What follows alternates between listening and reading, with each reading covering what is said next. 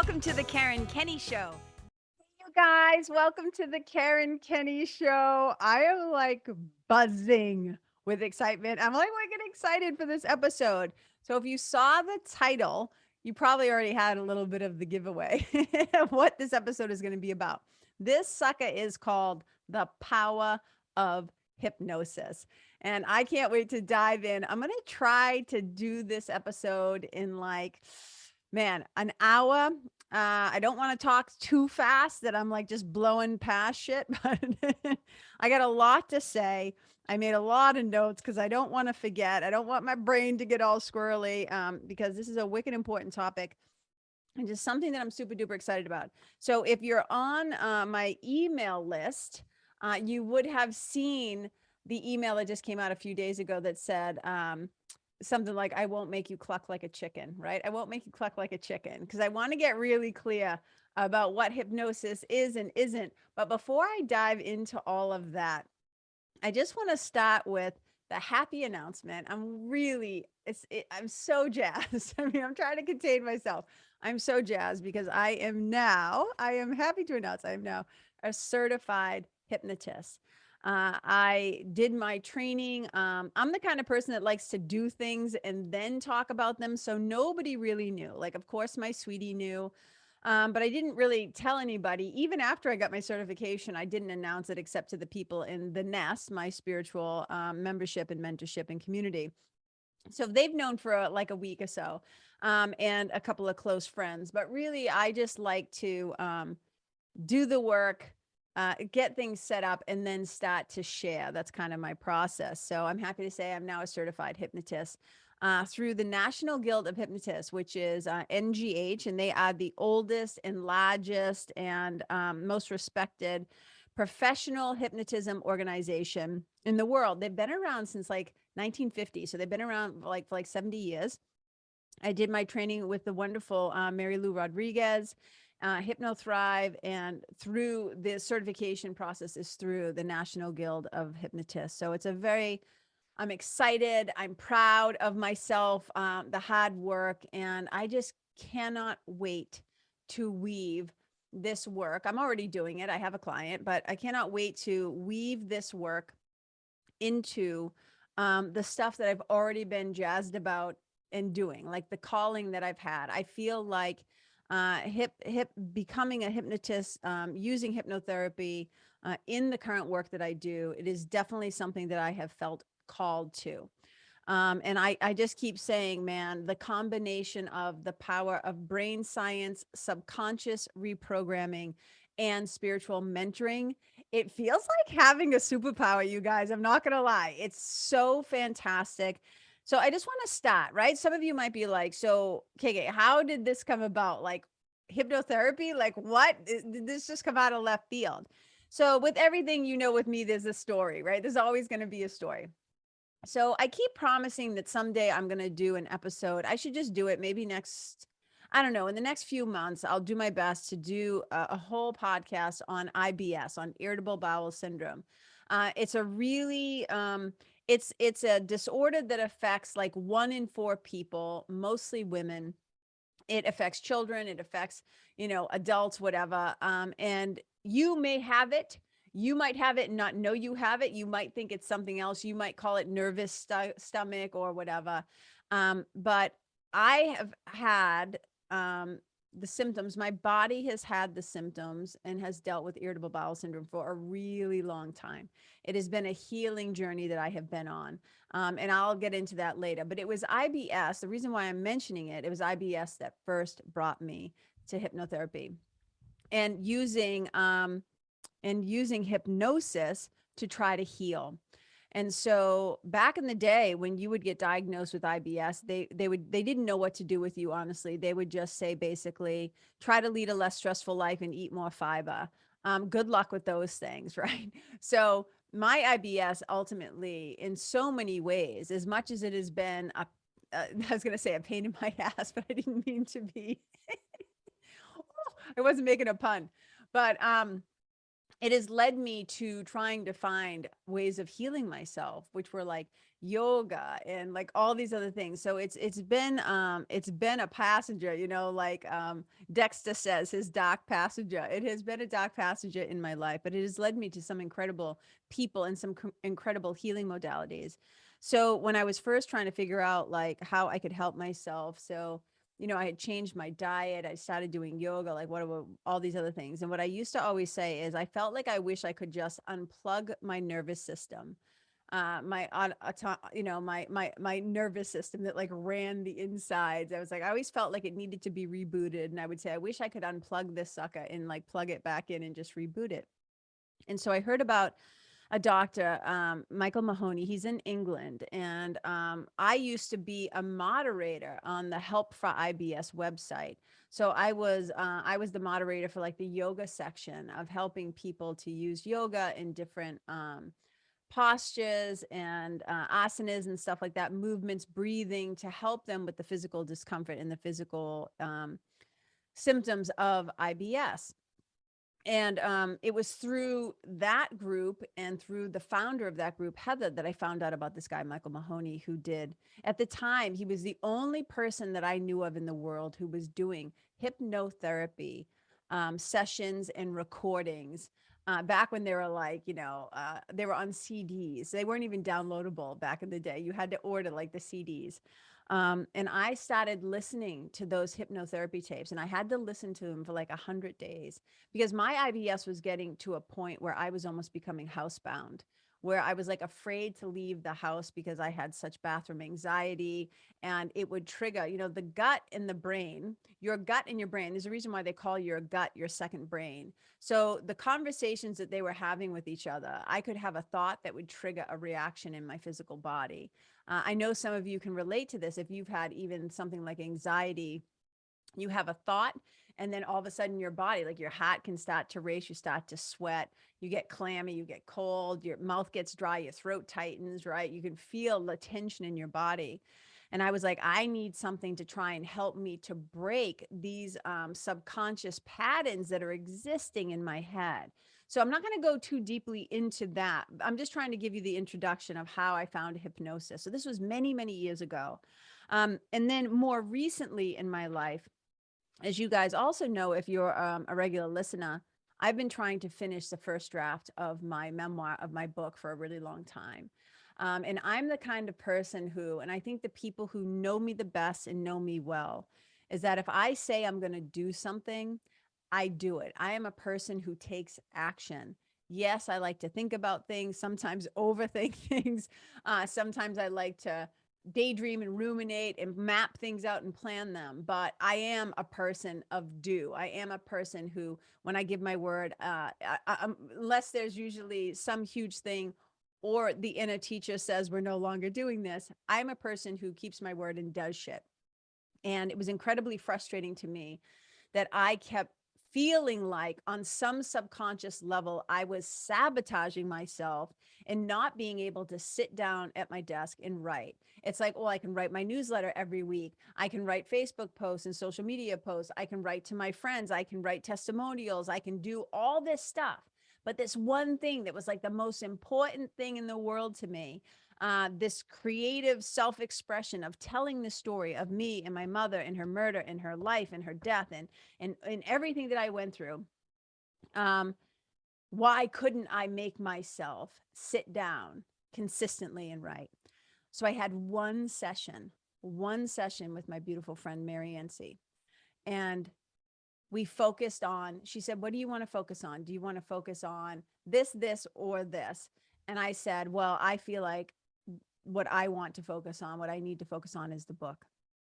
We had one session where we did like this hypnotherapy with new beliefs combined with new beliefs and how I want to be. And I shit you not, you guys, when I say I started writing the very next day. Something magical and powerful happened. And I just kept thinking to myself, what the fuck just happened? I'm a wicked curious person. I think you guys who listen know that. And it wasn't enough for me to just be in the magic and the mystery of it. sometimes I just fully embrace the mystery of a thing and I like it. I'm like, I don't want to know. I'm into the mystery and the magic and the metaphysical and whatever. I don't need to know the how. I'm just into that it did happen. But with this, I was like, if this could help me, and I knew how it helped me with IBS, and that's another story for another day.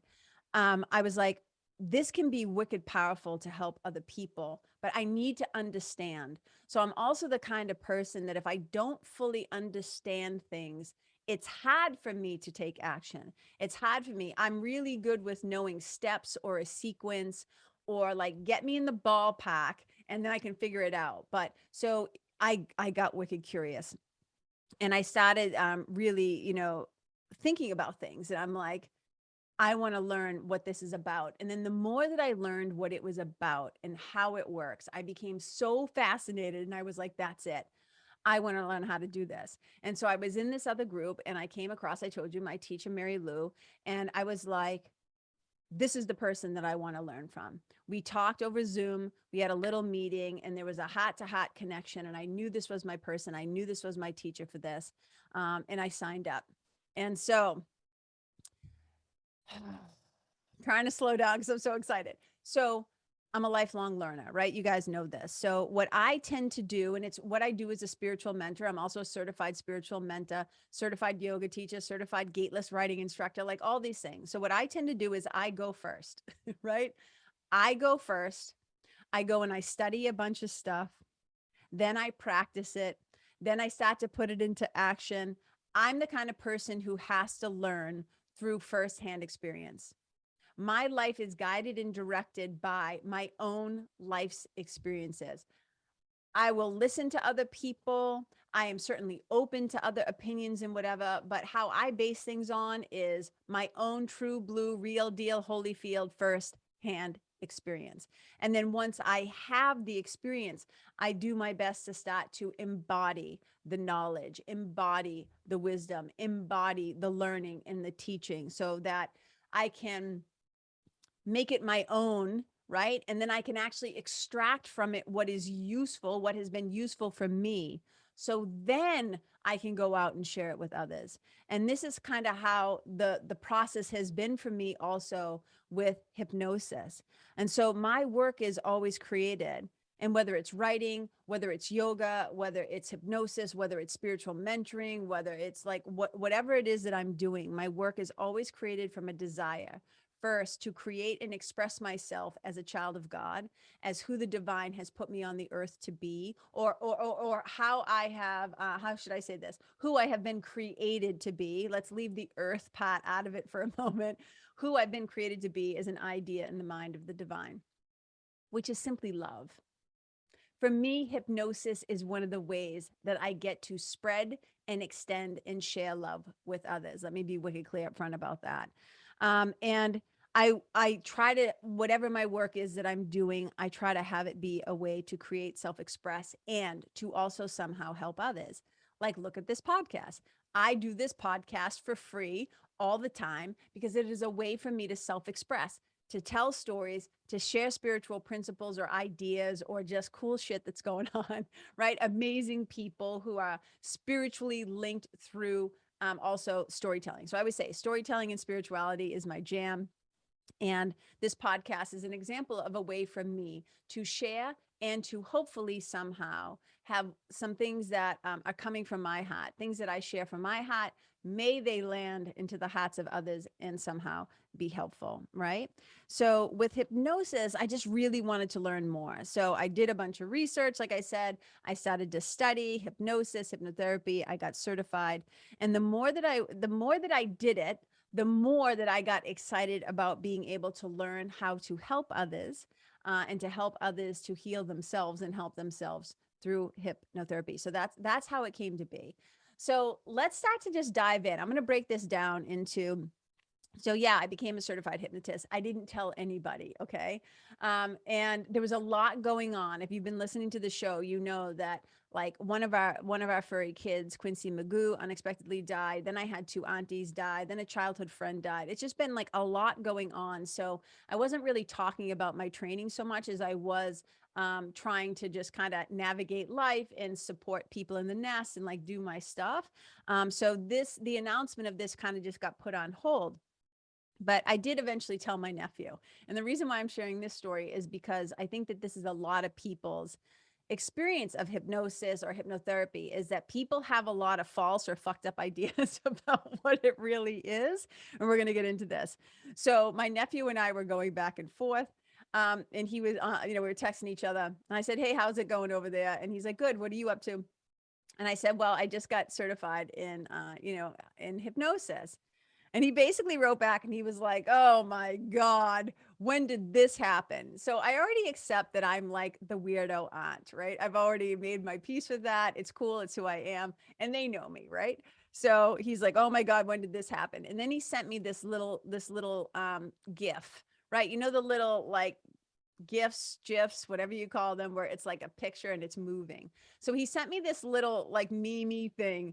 And it's like a woman with like those circles in her eyes, like she's been hypnotized, and it just says, must obey, must obey.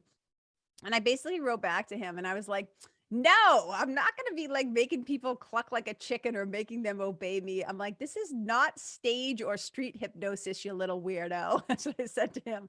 This is hypnosis in service to healing, therapeutically helping others. All right. And I didn't go into all the science with him and all of it. And he just wrote back, cool. That's cool. I was like, oh my God. So I just figured, first things first on the podcast, let's bust some myths, shall we? Let's break it down, because all of the insanity that people say. Okay. So number one, this is not stage hypnosis. This is not street hypnosis. This is not the shit that you often see on TV, in the movies. The work that I do is not for entertainment. This work, this hypnosis, right, that I do combined with spiritual mentoring. So I'm calling this work spiritual hypno mentoring. I'm combining all the tools that I have gathered over the years into this new practice and new offering. And it's not really new, it's just enhanced. It's the stuff I've already always done. But having this part of the brain science and the subconscious reprogramming, being able to bring these three things together, right?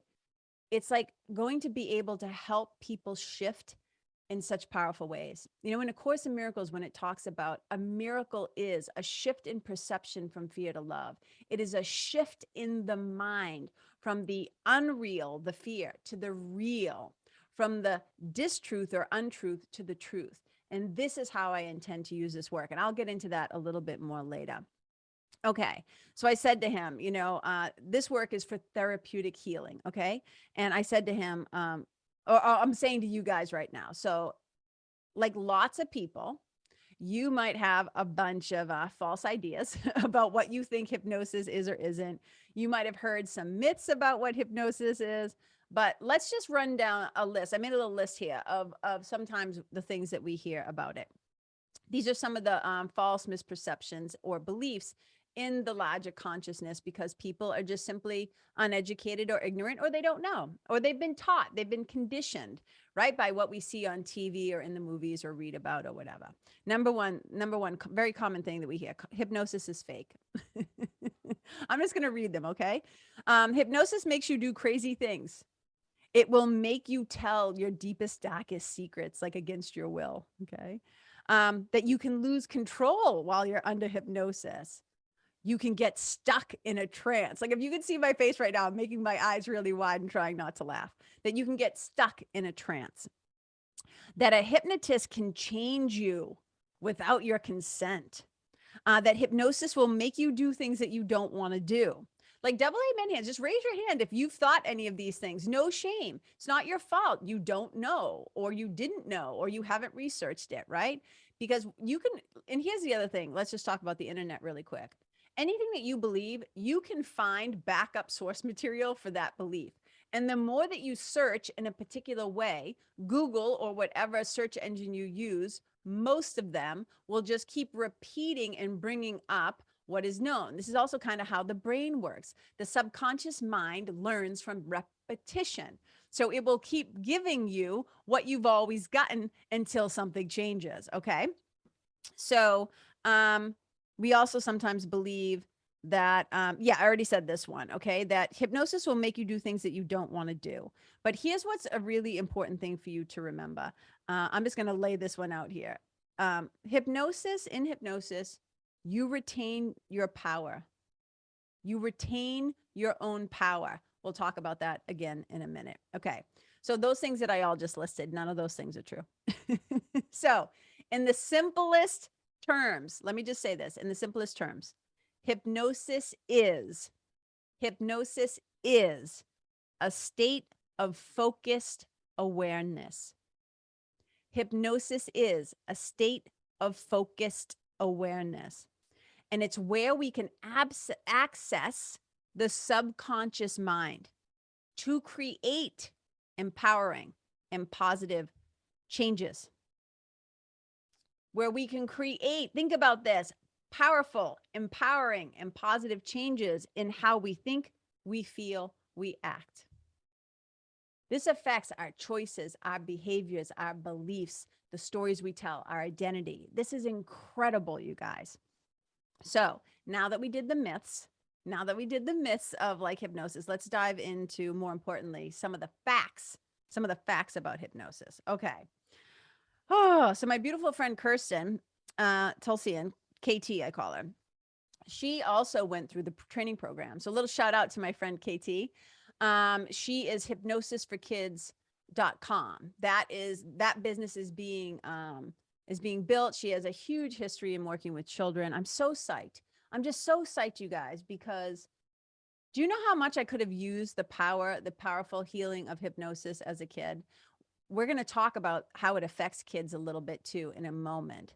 Not hypnosis itself, but life, and why I think hypnosis is incredibly powerful. So a shout out to Kirsten, because we've talked a lot. We've done a lot of back and forth. And she's going to be working with children, meaning the people who like help children.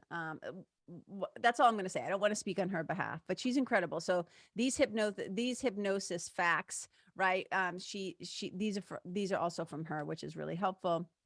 Meaning she compiled these, and we're sharing them together. Okay. So here's the myth that a hypnotist can make a person do something against their will. Okay, here's the fact. A participant has full control and can choose to follow suggestions using their own free will. So what I'm saying is you're not going to do anything against your will, against your morals, or against your values. Okay? I would not do that to other people, right? Because I don't want it done to me. I would never want to use something. It's one of the reasons why I stopped doing drugs and things like that and drinking way back in the day. It's been a really long time, right? Since I drank or whatever. And I always kept saying is I'm trying to awaken to my true nature. I'm trying to wake the fuck up to who I truly am. Why am I putting substances and these things in my body that put me in some ways to sleep?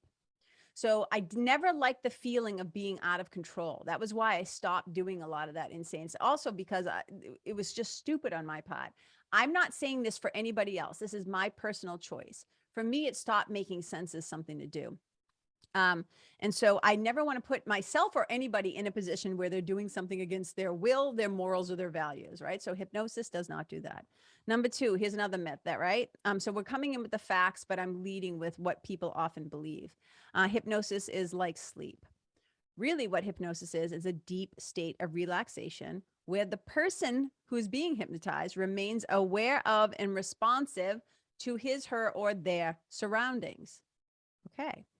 That fear, remember I mentioned it, that you're going to get stuck in hypnosis. This isn't really a thing, as Kirsten and I have discussed many times. Hypnosis is a natural state that a human slips into numerous times throughout the day. So I guarantee you have already self-hypnotized, and we're going to talk about that in a little bit. So just think about daydreaming. I'll just say that for now. Daydreaming is like a state of hypnosis. Some people think hypnosis is like a magic pill or a quick fix. Okay, so alongside hypnosis, the participant, the person who's being hypnotized, They must have a desire and a willingness to make changes. So you're not going to have like one hypnosis session and just be like, oh, I'm cured. I don't have to do anything. The things are just going to get in there and magically heal me and fix me or stop me or make me better. It's like, no, the person has to really want to change, be ready to change, be committed to change. And we'll get to commitment later on. Okay. So it requires active commitment and dedication to the new outcomes and the new results that you say you want to have. So this is a perfect time to, like, you get to put your money where your mouth is. There's no magic pill to anything, PS. It requires, you have to play a proactive role in your own healing. That's the deal. You have to be committed. You have to do the work. And we'll talk about that later. Okay. Some people believe that some people can't be hypnotized. It says basically anyone, here's the fact, anyone who can follow simple instructions and has a willingness or a desire to can enter a state of hypnosis. Isn't that wicked good news, you guys? Some people, the fear is that hypnosis is going to go against their religious beliefs. Okay, listen, hypnosis accesses more of a person's mind and potential. That's what it does. It accesses more of your subconscious mind and your potential. Okay. It's not associated with any world religions. So any ethical hypnotist worth their salt. Okay. Oh, Binky's in the corner. Binky. Oh my God, my bunny is the cutest.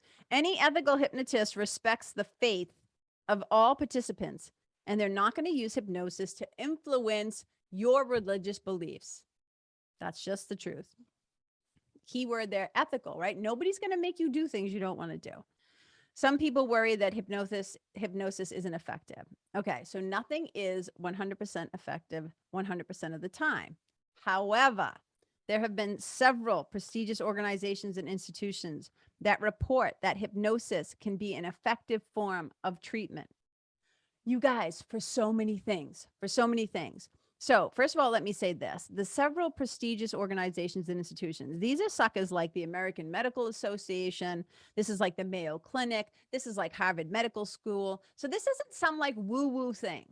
The doctors, the scientists, the quantum, like the not just the spiritual people, alternative medicine, they're all quacky and wacky, right? No, we're talking long-term established medical institutions have accredited, have the efficacy, stood behind, right? Like have been like, yes, hypnosis is a thing and it works. Okay, that's important to say. But hypnosis has been an effective form of treatment for things like pain, anxiety, depression, fears, phobias, asthma, irritable bowel syndrome, headaches, stress, and so much more.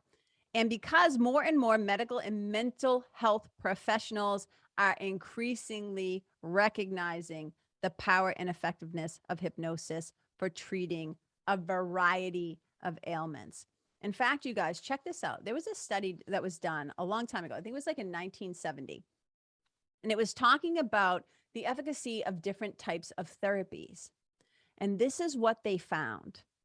They found that for psychoanalysis, they expect a recovery rate. And this is an actual medical study, right? Okay. So not pulling this out of my ass, not making this up. Okay. Psychoanalysts, it says we can expect a recovery rate of 38% after approximately 600 sessions. For this other form of therapy, it says we can expect a recovery rate of 72% after an average of 22 sessions. But with hypnotherapy, check this out. Hypnotherapy, we can expect a recovery rate of 93% after an average of 6 sessions. I'm just going to let that sit out there for a second. When I read that statistic, I was like, holy moly, Batman. Hypnotherapy can expect a recovery rate of 93% after an average. Remember, keep in mind, average, because we're all different. We're all different. I don't like to slap labels and, say this is 100% going to work 100% of the time, right? But it can be incredibly powerful for most people. Average of 6 sessions. I just thought that was crazy. Crazy good. Okay. Here's another myth. Last one. Hypnotists have special powers or are, quote unquote, magic. All right. Now, as somebody who used to work in a world-class magic dinner theater where I got to know some of the best illusionists and hypnotists and magicians around the world, let me just say this. Ethical hypnotists, we actually have training. We are not stage magicians or street performers, okay? I'm not saying that there might not be some people out there who know how to do both, but that's not me. So, and that's all you should be concerned with if you're listening to this in terms of like what I'm telling you about me. If you're going to go get hypnotherapy or become hypnotized by other people, just do your homework, do some research, find out, right? Don't just put yourself in a, unless, you know, you're just going to a magic dinner theater and you're like into that like group crowd hypnosis thing up on the stage and stuff like that in terms of like entertainment. Okay. So ethical hypnotists, like myself, we have special training. They also have a desire and skill set to help people change their lives by reprogramming the disempowering thoughts, beliefs, and behaviors that they have. Oh my God, it makes me so happy. Okay, so now we've talked about what it isn't. Let's just dive into a little bit more about what it is, okay? Hypnosis is, take notes if you want. If this is helpful, right? I'm going to lay some stuff down. So you can pause this sucker, go get some pen and a paper, or just re-listen to it if it interests you, if any of this interests you. I'm wicked jazzed because I know how life-changing it can be. And I'm just so excited to share it with you guys. And I'm assuming if you listen, you're a loyal listener to the show, that you'd be interested in learning more about what I've been up to too. If not, you know, you can always stop listening. That's the beauty. It's the beauty of being an adult. You have free will, just like you do in hypnosis. Okay. So hypnosis is a state of focused awareness. It's a natural, relaxed state of both the mind and the body at the same time. I think of hypnosis as being an incredibly powerful healing tool. I think it's an incredibly powerful tool. It's also a transformational gift because it allows you to access so much more of your mind. It allows you to access so much more of who you are meant to be. You know how I always talk about in A Course in Miracles that who we truly are is love.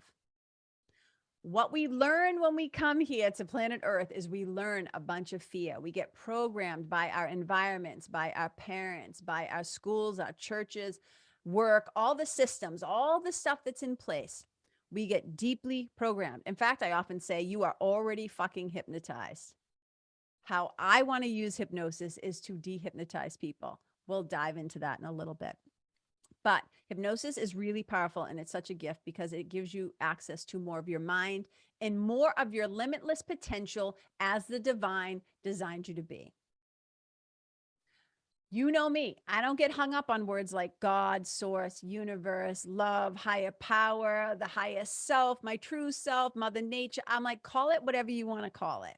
In fact, the shirt I have on today says, be who God meant you to be. Be who God meant you to be, and you will set the world on fire. Another way of saying that is be who you were meant to be. Be who you were meant to be. And so often we come through as these innocent, perfect, full of wonder, incredible, like little love and light beams of the world. And then like our environment and the people who our earliest caretakers happen to us. So much of what I'm excited about in using hypnosis is to be able to help us to return to that natural state of love, where we remove the blocks and the barriers so that we can have more self-love, more self-worth, more self-confidence, more self-esteem. We know who we are. We return to love. We remove the old BS, the blocks, the bullshit, the barriers, the stories, the beliefs, the subconscious beliefs that no longer serve us. This is the power of hypnosis. So in hypnosis, we're able to access our subconscious mind because this is where our beliefs, our habits, our emotions, our memories are stored and live. And the thing is that the subconscious mind, I think of it like the super, I always say like your spine is like the super information highway between your brain and your body. But the brain is like the super center power. Like that is the place like where that's like headquarters, right? Think about it like that. That is like super duper, like powerful headquarters, like up there. So think about the subconscious mind as that power center in the brain. And when it's crazy to think about that your subconscious mind, you guys, it controls about 95% of your daily decisions, your choices, and your actions. Your subconscious mind is where you hold your beliefs and your habits and your stories and your identity. And hypnosis gives us the ability to reprogram our subconscious. Oh my God, just think about that. How many times have you felt stuck? How many times have you felt like, I'm so sick of myself? Why can't I fill in the blank? How come every time I go to do that, I self-sabotage? Why can't I get the fuck out of my own way? And we think, what's wrong with us? What's wrong with us? Well, I'll tell you what's going on. It's that you have a brain whose job is to keep you safe. And when you try to change, your brain is like, danger, Will Robinson, because we're used to what's familiar, even if it's not good for us. So when we try to change, to transform, to shift, we start to freak out. We get anxious. We get scared. We're like, we're not ready to let go of the known. Even when the known is unsafe, we prefer it over a safe unknown because that's how the brain works. Oh my God. So hypnosis gives us the ability to reprogram the subconscious so that we can think and feel and act in new and different ways that are empowering instead of limiting. Okay. In hypnosis, I'm going to keep saying these things in a bunch of different ways because I know we all learn differently and we hear things differently. And sometimes we need to hear things a bunch of times in order for them to sink in. Okay. In hypnosis, we tap into our subconscious mind.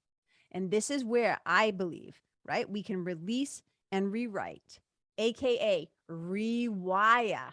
Rewire. We release and rewrite, AKA rewire, those old limiting stories into powerful, newer, and what I call newer and truer ones about who you really are. Okay. Some of you, because you might have been around the block with me in terms of, like yoga, you've been around a long time, yoga, meditation, all these things. And you might be thinking like, what's the difference between hypnosis and meditation? And I think one of the greatest definitions comes right here from this book. This book is called Changing Children's Lives. I was trying to read it backwards. Changing Children's Lives with Hypnosis, A Journey to the Center. Okay, it's a really, really fascinating book. And in it, he says this about hypnosis and meditation. He says, hypnosis differs from other mind-body approaches to wellness, but because it is outwardly similar to meditation, the two processes are often confused. While both hypnosis and meditation involve changing one's mindset from usual conscious awareness, meditation involves a singular focus, such as the breath or a mantra, or what I practice, which is passage meditation, which is the repetition of a passage, right? It says, meditation involves a singular focus in order to increase awareness of the moment. In contrast, hypnosis involves imagery and suggestions made by a clinician or self-suggestions, like in self-hypnosis, and its purpose is to prompt change involving specific goals. Each of these methods is useful in its own right, and they may complement one another when both are used. Amen and hallelujah. Double amen hands to that. They are totally a complement to one another. I'm doing double amen hands too. If you're listening and not watch it, I'm doing the double amen hands. And I can tell you because I use them both. Okay. Let's see. I'm trying to go through. Okay, here's the recap. Okay. In short, think of hypnosis as a powerful tool to help you reprogram your subconscious mind.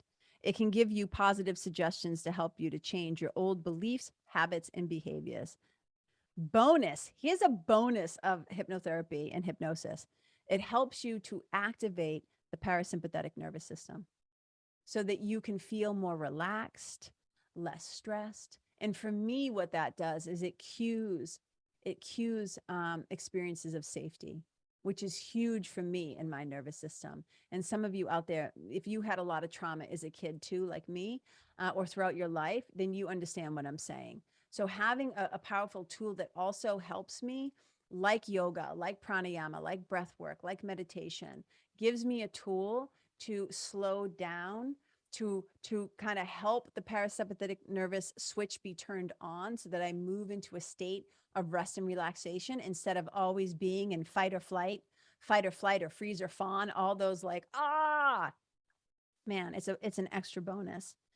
And here's the cool thing. When you're in those deep states of relaxation, your critical mind, like that critical inner voice, the one that's always analyzing and saying shit that's not helpful, right?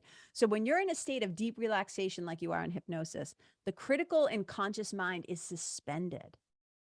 It goes quiet. That's what we do in gateless writing. You know how I'm a certified gateless writing teacher? I don't talk about it all the time. But that's one of the things that we do is we help you to find like a place of safety where you're only going to be told positive, loving things. So the critical mind can go quiet. The fear center gets like turned up. Like imagine a dial in your mind being dialed way down. So what a hypnotherapist does is they help people deliberately reach a state of deep relaxation so that you can access your subconscious mind, where many of your disempowering habits and beliefs and thoughts and stories are stored. Okay, so how does hypnosis work? You might be asking. Man, this might have to be like a two-part thing. But again, how does hypnosis work? So here's the thing that's really powerful.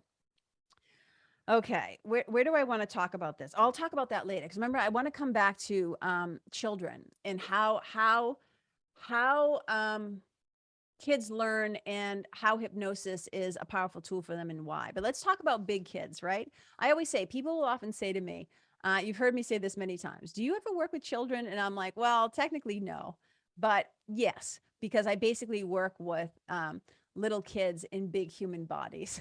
That's often the work that I'm doing as a spiritual mentor, is helping people to overcome, to transform. I call my process your story to your glory, which is where hypnosis is going to play a really huge thing now, of moving from those old stories to a new way of being, returning them from that place, taking them from that place of fear to a place of love. So moving from and transforming your story to your glory. Okay. So this is really, really powerful. So humans over the age of 7 and above. So now we're talking like from 7 on, right? They tend to spend most of their waking hours in their conscious mind, what we can call your thinking mind, that front of the mind, the analytical mind, the conscious mind, right? But in a state of hypnosis or deep relaxation, that thinking part of your brain, the conscious mind, is subdued, just like I was just saying. So hypnosis is a vehicle for accessing the subconscious mind, again, where your beliefs, memories, experiences, stories, all that stuff, your identity is stored. And this is the key. Accessing the subconscious mind is the key to making long lasting changes. It is the key to making long lasting changes. So when we're in a state of deep relaxation, what a hypnotist can do is they can access your subconscious mind, okay, through very gentle ways, you guys, okay, and provide suggestions that will support the development of new and empowering thoughts, beliefs, and feelings. So it's done through a gentle form. To me, it's like storytelling. It's like taking somebody and telling them a new story about themselves, about who they really are, about what they're capable of, about what's possible for them. It's like replacing these old limiting stories and beliefs and identities and rewiring with the neural networks in your brain, rewriting the stories, replacing them with love. So to me, it's like a little switcheroony of replacing these old fear patterns, these thought patterns, these beliefs, these things we tell ourselves again and again and again until they became automated. And it's a way of going in and saying like, yeah, that's not working anymore. We're not doing that. Here's some new things. Here's some more loving and powerful. And that's going to help you have way better habits, thinking, feelings, results, and outcomes in your life. It's so powerful. Okay. People ask if hypnosis is safe. This is a big concern people often have. These are like frequently asked questions that I'm going into now. So yes, of course, hypnosis is a natural state of focused awareness. I'm just going to keep saying that. So during hypnosis, the person, whoever I'm working with, they're fully conscious. They're aware of everything. You would be aware of everything in your environment. So think of hypnosis as like emotion-filled visualizations where your senses are involved.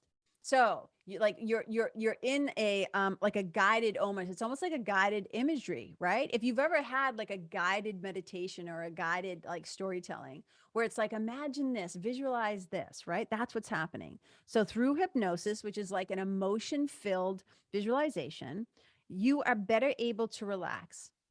And then because of that, you're able to access that part of your mind, and then you can take charge of your thoughts, your emotions, your feelings, and your behaviors. People often ask, does hypnosis work for all problems or struggles? So again, hypnosis is not a replacement. I always say hashtag not a therapist, right? Like I'm not like a psychoanalyst. I didn't go to school for psychology or whatever. So I can only speak from my own experience. This is not true, obviously, of all hypnotherapists or people who use it in a medical setting. But hypnosis is not a replacement for healthcare or mental health services. It's really an additional tool to support a human being, a person. I keep saying, I wish I could do hypnosis for animals. Oh my God, that would make me so happy. That's what I do is when I sometimes leave on the TV for my dogs, I put on Bob Ross painting. Because if you've ever noticed, Bob Ross has a way of speaking, his tone. It is very calming. It is very soothing. Bob Ross to me, I'm like, ooh, Bob Ross. Could you imagine if Bob Ross had done hypnotherapy tapes? I'd be like, sell me those suckers. Oh my God, but I wish I could do hypnosis for animals. Oh. Okay. But yes, hypnosis is an additional tool to support a person's well-being. Okay. What does hypnosis feel like? People often wonder. Okay. Hypnosis isn't sleep. We're going to talk about this. We're going to talk about the different brainwave states in a second. Hypnosis isn't sleep. It's simply a state of relaxation. It's a state of focused concentration. So I always say to people, have you ever been in yoga class and at the very end, it's called Shavasana. It's called relaxation. It's kind of the letting go of the awareness of your body. Okay. Some people also have practiced yoga nidra if you're a yoga person. Yoga nidra is sometimes called like yogic sleep. Okay. Some people often say they have the same experience in meditation where they kind of forget about their body. They lose like a sense of feeling in like their hands and their feet or their limbs because you've forgotten about, the body in a way.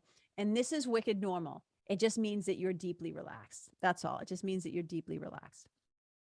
In fact, you guys, let's talk about this. Remember how I said that you've already been hypnotized? You've already been hypnotized. You've been hypnotized in your life so many times you can't even believe it. So you probably experience it in your everyday life. So just before falling asleep, just before you're falling asleep, when you're in that state where you're not quite awake, but you're not quite asleep, that right there is like a state of being hypnotized. When you're daydreaming, you ever just like wander off and you start to daydream? That's like a state of hypnosis in a way. And also, right when you wake up in the morning, when you wake up, but you're not fully awake yet.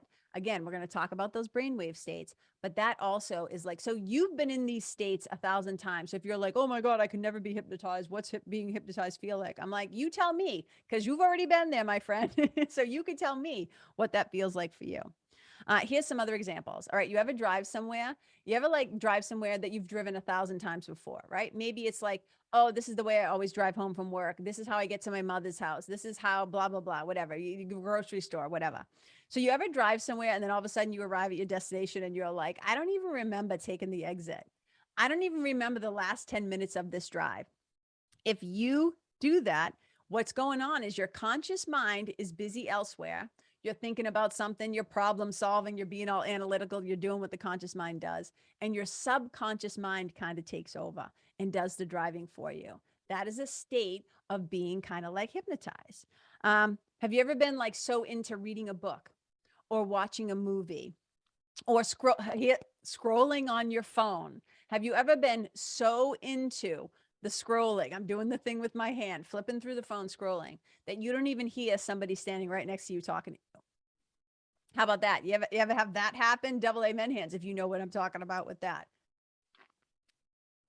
And unless if you're like, oh, I don't have a phone, you're probably one of the only people who would say, yeah, that's never happened to me. But I know you all know that when you're in that state of relax, but like deep concentration, you don't even hear what's going on. I talk about it too, like being in a state of flow. And we'll get to that also. Okay.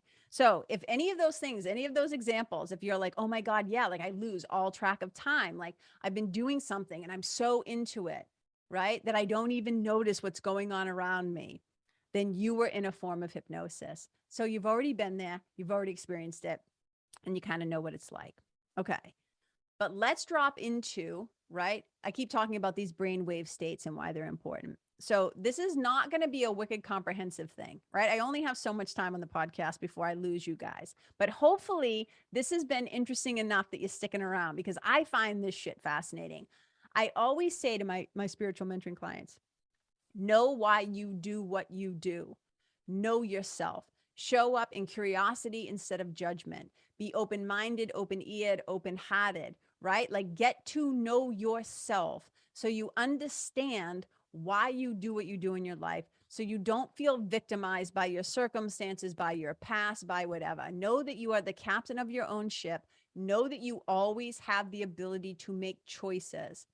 But so much of our old programming is often running the show. And this is why hypnosis is a game changer. And I'm just so grateful that I made the investment in myself, that I made the investment in this training, that I've decided to add this to my spiritual toolkit, because I really do believe it's going to be such a game changer. Okay, let's talk about brainwave states. There's beta. That's when you're like fully awake. That's when you're like really focused. You're awake, like you're aware. Like right now, I'm in beta. Okay. And so are you probably, unless you're laying down listening to this and you're getting sleepy. Okay. So you're in beta. You're driving your car right now. You're listening. You're aware of your surroundings. You're in beta. Okay. Alpha, right? That's the next brainwave state. Alpha is when we're really suggestible. So I would say this is when, if you just like got done doing really something intensive and then you kind of like just sit down and relax, when you take a moment to like rest or reflect or meditate. So I think of beta as being focused. I think of alpha. So beta, fully awake, focused. Alpha, suggestible, relaxed. Okay, now theta.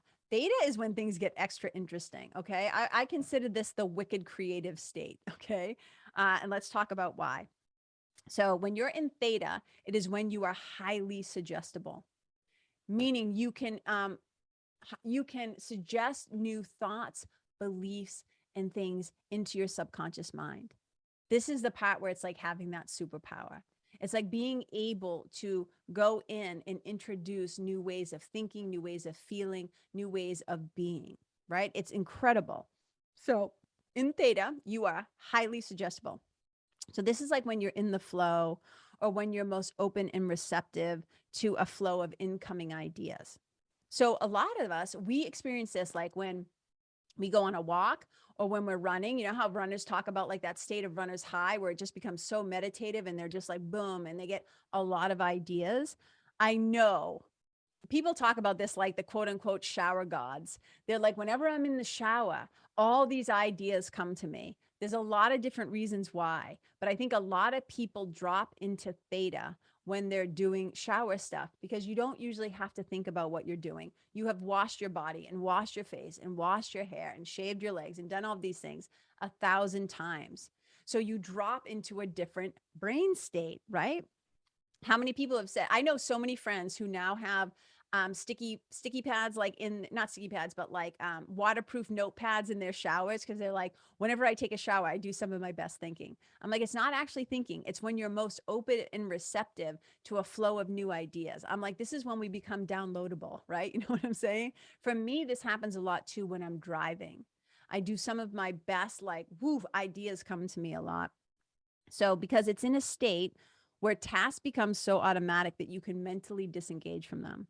And so the ideation, like the idea flows, this idea creation, your receptivity that happens during the theta state is often when, again, you're in that super free flow state. It's when the critical mind is quiet. And like, to me, all things become possible. That's how I think about it. When I'm in theta, it's like all things become possible because the critical judgmental jackass that lives in my mind goes quiet.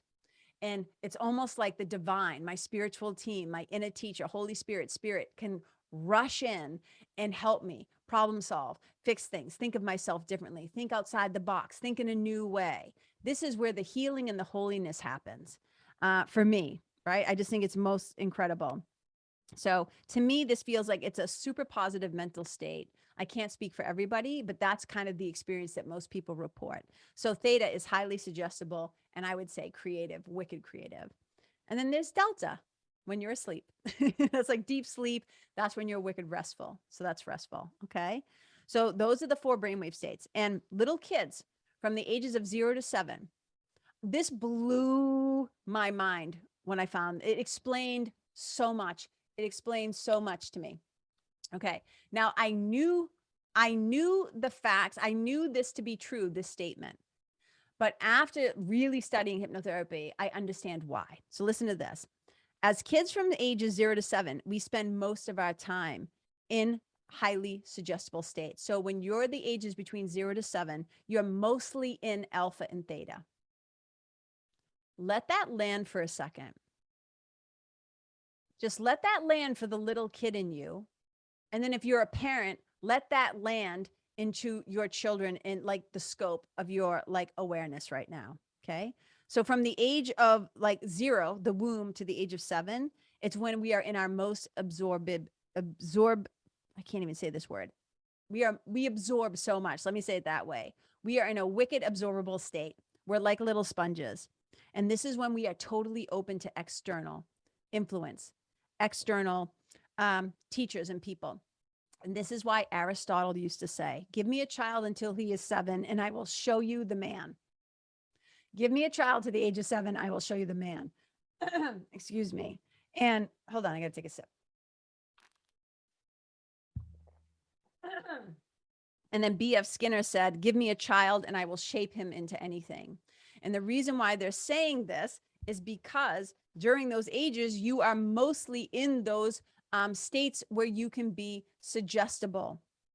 This is why I say when we're really young, we get programmed, we get hypnotized. We get hypnotized by our parents, our schools, our churches, our teachers, the influences, our environment. If we grow up, if you're an adult and you hear these patterns, people are always saying, why do I have these old money stories? Why can't I get out of my own way when it comes to money? Why am I so afraid to be seen? Why am I so afraid of people judging me? Why do I have low self-esteem or low self-worth? I'm like, it all goes back. So much of it goes back to those most formative years when you are always in a state of high suggestibility and being hypnotized. And this is why I always say, don't worry about me, quote unquote, hypnotizing you.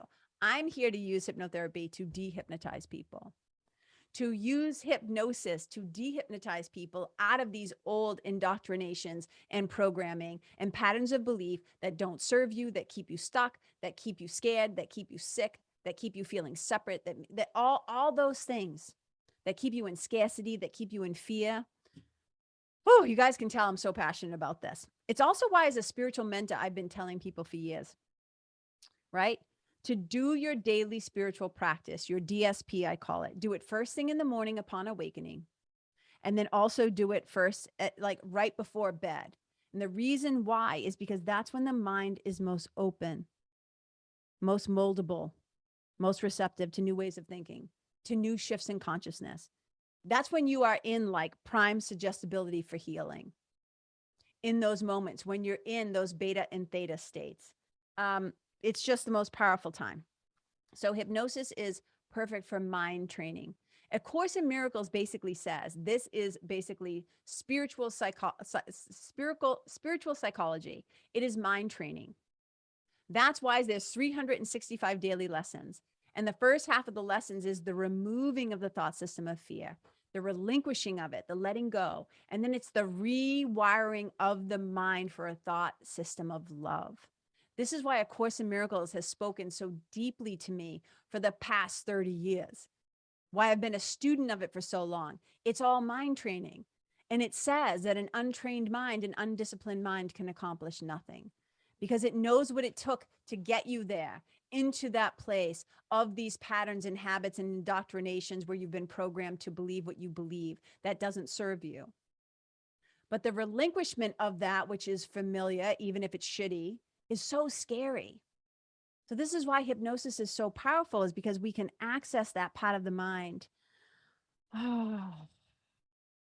Because if we don't do work like this of some kind, I'm not saying that hypnosis is the only way, it's just one of the ways, right? If we don't do it, we just stay in those old, habituated, and known and familiar patterns. We stay in them even when they're not helpful to us anymore. So the brain's most important job, right? The gig that your brain has, its number one job, right? It's said everywhere. All the neuroscientists know this. This is just known. Its number one job is to keep you safe.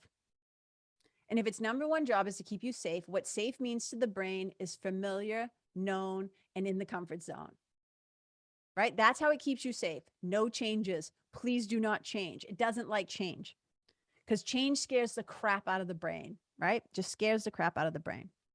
And I say it would rather stay in its own comfort zone, even if that comfort zone contains some version of suffering, pain, addiction, fear, abuse, because at least it knows what to expect. It's familiar, even if it's shitty familiar. It's known, and the brain loves known. However, here's some wicked good news. Wicked good news is that the brain doesn't care if what it's being told is true or not true. It doesn't care if what you're saying is empowering or if it's taking you out of the knees and keeping you stuck. Whatever you consistently say to yourself, this is why mantras are so powerful. This is why people love positive affirmations, right? Because whatever you consistently say to yourself or out loud, whatever, becomes habituated in the brain. Whatever you consistently say becomes habituated in the brain. And this is why hypnosis is so damn powerful. Because it can help you to reprogram your subconscious mind and what you say to yourself, the beliefs, the stories, the subconscious reprogramming, the brain science, all of this, you guys. You can reprogram it so it's working in your favor. How amazing is that? So in hypnosis, you're changing and training your brain by creating new neural pathways that ultimately, those little neural pathways, imagine in your mind, like these two little, I think of them as these little wiggling, they look like little hands. That's how I think of them. You have these two little hands in the brain, right? These little neural networks and neural pathways, and they want to be friends. And the more you do something, the hands, I'm doing this. If you're not watching, what I'm doing is I'm wiggling my fingers and I'm moving my hands closer and closer together. And what happens when you start to say something more and more and more, those hands, like those little friends, get closer and closer and closer. And then all of a sudden, boom, and they connect. And it's a new neural pathway.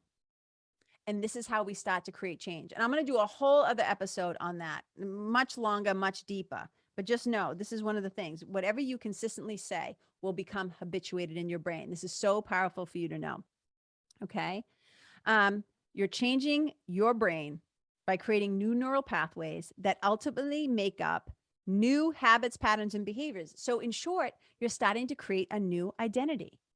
For example, if somebody goes to hypnosis to become, to quit smoking, they change their identity from somebody who used to smoke. There used to be a smoker. Now they're a non-smoker. It's a very powerful thing because non-smokers don't smoke. Smokers smoke.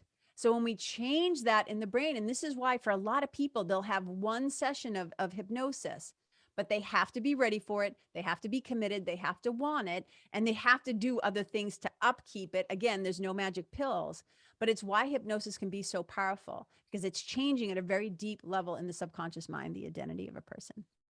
Okay. So my teacher, Mary Lou Rodriguez, says these things about hypnosis, which I think are very powerful. Number one, we can show our brains our new safety, our new safe place. So remember, change to the brain feels unsafe. It's like Danger, Will Robinson, right? But hypnosis can show our brains a new safety, a new known, and what a new normal could look like. It's possibility. It gives us a chance to feel the feelings as we imagine new ways of being in our personal lives and our professional lives. This is me. I've kind of like added on to this, okay? How we could new ways of being in our personal, professional, creative lives and in the greater world. So we learn to visualize and imagine our new normal. This is why athletes who do visualization outperform athletes who don't do any kind of mind training. Athletes who do body training and mind training. This is why athletic performance, is why hypnosis is used so often in professional sports, is because an athlete who visualizes, programs, images in their mind, right? Using the five senses, visualizes themselves winning, visualize themselves lifting, running, shifting, shooting, hitting, all the things it does, right? When a body and a mind is in that sync and you visualize it again and again and again and again and again and again, it becomes real because the subconscious mind does not know the difference between thinking about doing it and actually doing it. It's incredibly powerful. Okay. It helps us to create helps us to create new neural pathways.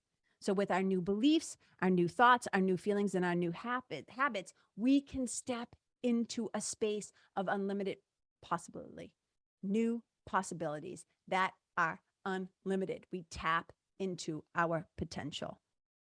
We're also allowing our nervous systems to repair and heal because, as I said earlier, we can flip on the switch of the parasympathetic nervous system, which is so incredibly powerful. Okay, so we access a deep state of relaxation that we create and experience in hypnosis, and it's incredibly powerful. The key thing that I'm going to say about this, though, is I always say to people, it takes a huge commitment to yourself and the work. This is not a magic pill. So this is what I'm going to say to people. The work that I do as a spiritual mentor, the work that I also now do as a hypnotist, right? It's not for theorists. It's not for tire kickers, and it's not for half-asses. You guys know how much I talk about and love curiosity. You always hear me talk about curiosity. One of the greatest things that we can have is curiosity. But in hypnosis, meaning when it comes to using hypnosis as a tool for healing, curiosity alone is not going to cut it. When it comes to training the brain, when it comes to shifting the mind from fear to love, when it comes to creating new neural networks, which creates those new habits and these new patterns, consistency and commitment are crucial and non-negotiable. They are key. So just like in the 5 Ds of DSP, what I always say to people is, right, I've been talking about this for years and years and years. DSP, it's non-negotiable. It is a daily dedication, determination, discipline, and devotion. That's how things become habituated, through repetition, because repetition, like all change, hypnosis is just like all powerful change. Repetition is the mother of all learning.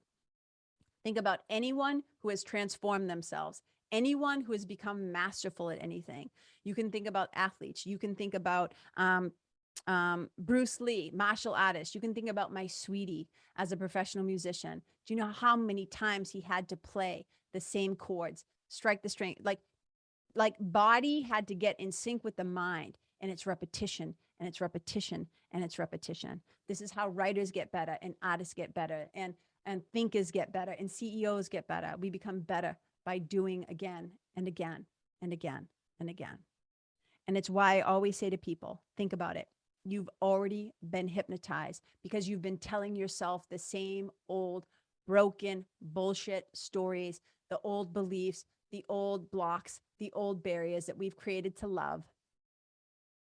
We've told ourselves these things again and again and again, that we can't. We're not good enough. We're not lovable enough. We're not pretty enough. We're not smart enough. We're not enough. We're not enough. We're not enough. We've already hypnotized ourselves. We've already been hypnotized by our past, by our parents, all the programming. What hypnosis does is allows us to tap into who and how we want to be, who and how we want to be. So we've already been self-hypnotized by repeating all the limiting beliefs to yourself again and again and again. And I want to use hypnosis to de-hypnotize people so that you can release and remove the old stories that you've told yourself, so that you can transform from the inside out. so that you can rewrite and rewire your brains and your minds with the glory of who you really are and who you are truly capable of being. It's a journey from fear to love. This is how I think about hypnosis. It's a way for me to share love, to extend love to people. And in either, it's just like more tools in the spiritual toolkit, but incredibly powerful and effective. But people have to be committed. This is no one and done.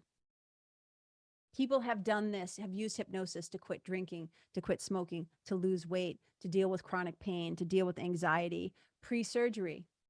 We've heard of anesthesiologists who whisper positive things in a patient's ear and their healing time speeds up. Fears and phobias. I mean, it's just incredible. I mean, who doesn't want to live and be who they are meant to be to their fullest potential? I know I do. Double amen hands if you're with me. You know what I'm saying? So here's the thing. I'm wicked excited about all of this, but you have to be the kind of person who is committed to doing the work. You have to be committed to yourself. You have to be committed to your own transformation. You have to be committed to your own healing. And that includes things like listening to your hypnosis audios, listening to your new beliefs, practicing your pattern interrupts. These are all things you'll learn if you work with me. You'll know what the heck is she talking about? Well, you'll find out if we ever work together. Okay. And I'm wicked excited about this again, because I get to combine brain science, subconscious reprogramming, along with spiritual mentoring. And it feels like having a gosh dang superpower, you guys. I am not going to lie. I'm so excited. So I am now offering spiritual hypno mentoring. I have a new program to work with me for 3 months. I'm only going to work with a handful of people at a time because I work with them one-to-one very deeply. So if you've ever worked with me one-to-one in spiritual mentoring, you know this, right? It's an intimate and it's intensive, and it's a deep mentorship. So this is about coming together over a 3-month period. It's a 12-week program where we have 6 sessions. We dive very deep. And I'm just letting you guys know because I'm so thrilled to be offering it. I think this is going to not only going to change my life, it's going to continue to change the lives of other people. So if you're somebody who's ready, if you're somebody who's serious, if you're like, hey, Kay, sign me up, I want to learn more, you can find out all about it through talking to me. I'm still in the process. You guys know me. I'm wicked transparent. I'm still in the process of adding this to my website. I have to tweak some, part of my landing page on my website for this. But you can just reach out to me. You can reach me at my website, KarenKenney.com/ I think it's contact, or just go to my website, go to the contact thing. You can also send me an email, Karen@KarenKenney.com. And you can also reach out to me through a DM or whatever. I prefer not to. I love hearing from people on social media, but when it's serious things like this, I like it to go into my email inbox so it doesn't get lost in the shuffle of social media. There's so much I'm going to share with you guys over the upcoming months. I'm so excited to be on this journey. I'm just going to keep learning more and more and more, become better and better and better to deepen my skill set too. But just being able to combine this with the work that I've already been doing for decades, for so long, is just incredible. So you guys, if this speaks to your heart, if it calls to your curiosity, if you're like, I'm ready to be committed and to change my life, and I really want to learn how to do this. I always say, I'm not going to lie, this is an investment in yourself. It's a commitment in yourself. So there's a financial commitment, there's an emotional commitment, there's a time commitment. And I only really want to work with people who are serious, who are committed, and who are ready to do this work, because that's how I show up. I know how I show up. I show up and I give 100%, right? And I take this work very seriously. I always say, not so seriously that we don't have fun. But if that sounds like you, hit me up. I would love to talk to you. All right, you guys, I have a call. I have to go, but just thank you so much for tuning in. Thank you for listening to the show. I hope this was interesting to you. I hope you learned some fun things. Even if you don't want to work together, maybe you just learned something about yourself. Maybe this will be helpful to you in some way. And that would just make me so happy, because that's what the show is really about. Is, again, sharing stories, sharing spiritual principles, sharing about things that I learned that I'm excited to share with you. And it's always in a deep desire to help others. So I hope I've done my job today. I hope you get something valuable out of this. And remember, wherever you go, may you leave the people, the place, yourself, the animals, and the environment better than how you found it. Wherever you go, may you be a blessing. Bye.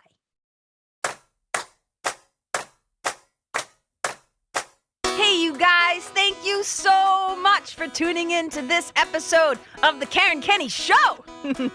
I super duper appreciate your time, friendship, and support. And look, if something that I shared from my heart today somehow landed in yours, I'd love to hear about it. So please tag me on Facebook or Instagram or IG stories or wherever the cool kids are hanging out these days, and let me know what your favorite part was or what you found most helpful. You can find me over at Karen Kenney Live. That's Karen, KenneYlive. And if you're digging what I'm saying and you want to hear more, I'd be wicked grateful if you could go to iTunes and subscribe and leave a review, because you guys, that's how you'll help me to keep spreading the love.